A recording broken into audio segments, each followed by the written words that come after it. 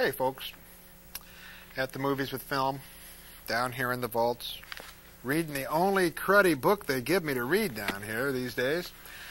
Back in my office I got the good ones, but they give me this dictionary, Webster's New World Dictionary. That'll do the job. I was looking up some items in here. Looking up zombie. Got another zombie film. Now you remember, whenever we speak that word, zombie, we have to say it like that. Here's a film that was made in 1964 but didn't get wide release until the early 70s.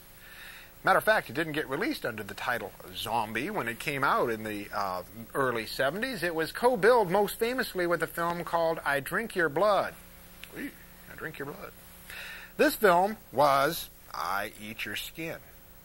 Now, I love that. There was a double-billed poster that came out of that. You know, I drink your blood, I eat your skin. I wonder what a third bill would be. I pay your doctor bills, something like that after the fact. You might need some doctoring up after watching a film like this.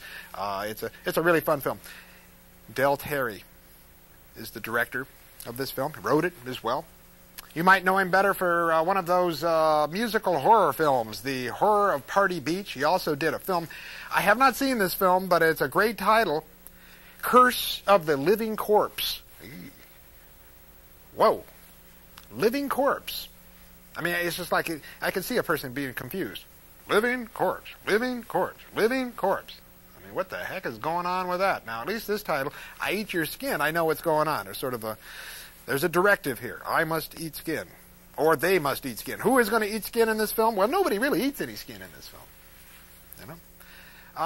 It's zombies wandering around on this island, which is typical. We've seen that in Teenage Zombies. We've seen that in a lot of zombie films, right? You always have to have an island. And this island is inhabited by a scientist with a lackey who is doing experimentation, right? They're always doing experimentation. And the doctor has great goals in mind. And his goal is to create the cure for cancer. Yeah, what a noble goal. But he has this lackey who's played by this very interesting guy, Walter Coy, who you might remember more a few years earlier played Aaron Ethan in The Searchers. Whoa. And John Ford's The Searchers. He's one of those guys that gets massacred at the beginning of the film. Well, he doesn't get massacred. Well, I'm not going to go into that right now, where he gets massacred, but it kind of does happen in this film. Okay.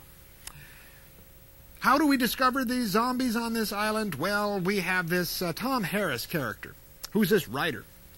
He writes these rather kind of glitzy, glossy type of men's novels.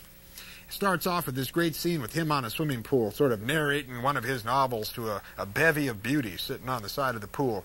And then he has this great escape that he has to make because the husband of one of the wives that he's kind of fooling around with chases him around, and so does the woman. And they have very slapsticky.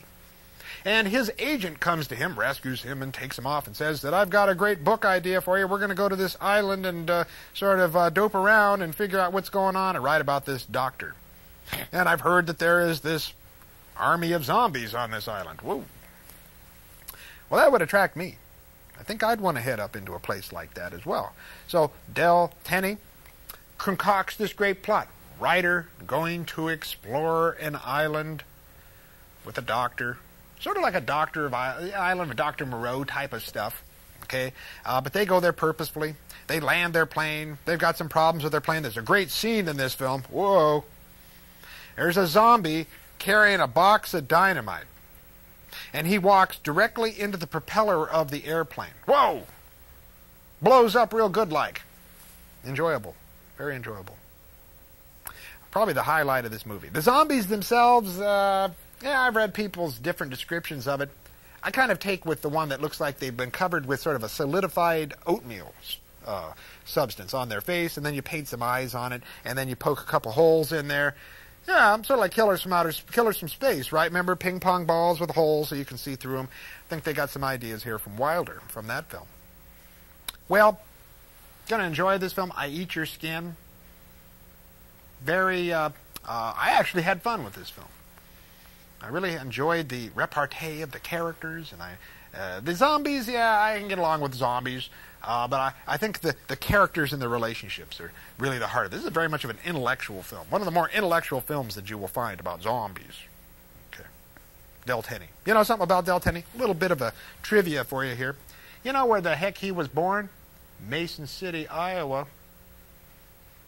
Now, I wonder if they have a Del Tenney museum up there in Mason City. You know, we should think about that. Maybe suggesting to the Chamber of Commerce that they commemorate one of their great sons who went out into the world and forged his way and made some of those great living corpse movies.